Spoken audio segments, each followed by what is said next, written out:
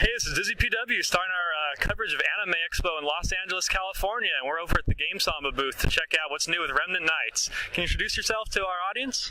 Yeah, my name is Brandon Lindsey. I'm the Vice President of Content at GameSamba, and I'm in charge of all the production. All right, for the people who don't know about it, tell us about Remnant Knights. Well, Remnant Knights is an anime free-to-play MMORPG, and it's technically the first official one since we're sponsored by Funimation, and they have a really heavy hand in helping us with the game as well. It's a free-to-play game set in a world that's basically Earth, but a couple thousand million years in the future. No one really knows. Earth has been destroyed. They rebuilt it. So when they rebuilt it, they sort of based it off stuff they knew, looking at books and history and things. So there's a huge mixture throughout the world of stuff that could have been real, could have not been. There's one area that's sort of like a Wizard of Oz themed area. There's an ancient Egypt. There's a jungle. There's a Lord of the Rings elven type area. And so when they rebuilt Earth after everything went bad, they didn't know that those things weren't real.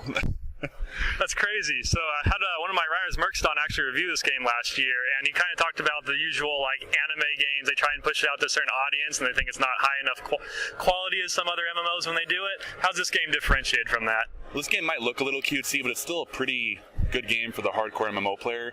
It's got a pretty even split between social, PvE, and PvP.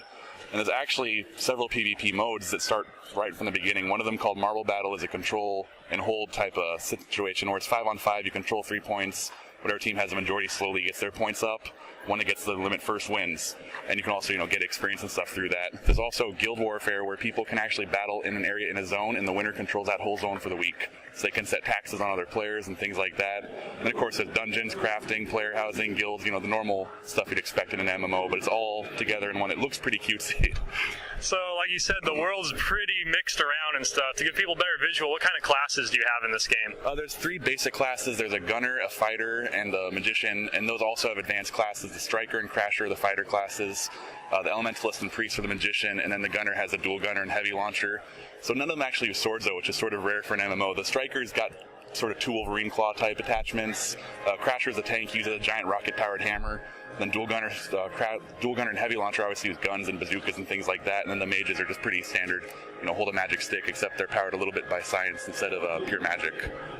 Nice. So what's the next big update you guys are planning? July 9th, we're releasing the Heroes of Kasmari expansion, which is basically going to be the official full release of the game. Right now it's an open beta, but the content isn't quite finished. We've sort of been holding off on promoting it and sort of getting players into it. This new patch coming on July 9th or 11th, we're not quite sure on the date, somewhere in that 2-day pay range, but it's going to basically triple the amount of content in the game. It's going to cut leveling time to max level to under 80 hours to get from 1 to 60, and then it's going to have 200 to 300 hours of max level content. Dungeons, max level PvP with ladder ranking systems, all that nice stuff. Sounds good. Do you have anything else to say to our readers? Just if they want to try it out, if they're watching for the Anime Expo coverage, if they enter the code Kasmari, which you could probably just write on the page, they'll get a pretty nice free pack of a lot of stuff they can get, and their characters will carry over to the July 9th release.